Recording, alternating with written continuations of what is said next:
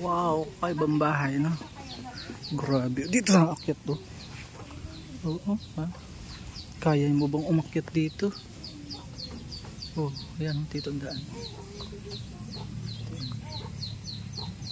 Oh, yan, grabe. Yan ang pinto, ang pinto. Ayun ang pinto. Tapos siya ay dito sa ilog, malapit sa ilog. Government property po yan mga kawaw. Ang tanong ko lang ay, kaya mo bang umakyat dito? So yan, kaya mo bang tumira dyan? Ay grabe ah.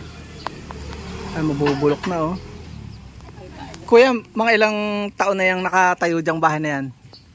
Yung bahay na yan? Opo. Itong dating na ko. Ilang taon na yung naitayo?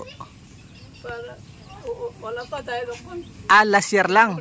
Ha? Hindi ginagawa. Ah, nito lang pong December? Bata pa pala itong bahay na to. Hindi siya nadudulas dyan, yung naakyat dyan? Hindi nadudulas? Sanay na. Ilang taon yung nakatara diyan? Ilang taon na siya? Yung binatang na tira dyan, ilang taon na po yun? 25. Pero wala siyang kasama diyang natulog. Mag-isa lang siyang natulog dyan, kuya? Wala natulog ngayon. Wala na. Saan na po nagpunta? Bumalik na sa Bungabong? Isa siyang katutubong buhid. Buhid. Pumunta sa kabila. Sa Bungabong po. Grabe ang haba po niya, no? Magandang tingnan nga eh. Nasa taas. Amazing tree house. Ano? Dito dadaan. Ay, wala man lang siyang ano dito eh. Oh. Wala man lang kahoy ano po.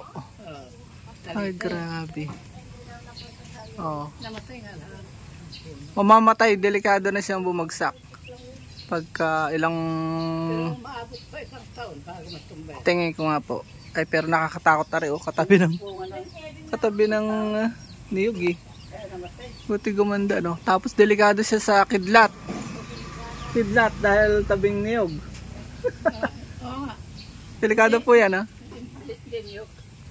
Aring katabing niyog oh. Wala isang niyog ang Abot yan pagka kinidlatan. Abot po yan. So ayan, mapapawaw ka talaga tayo. Grabe.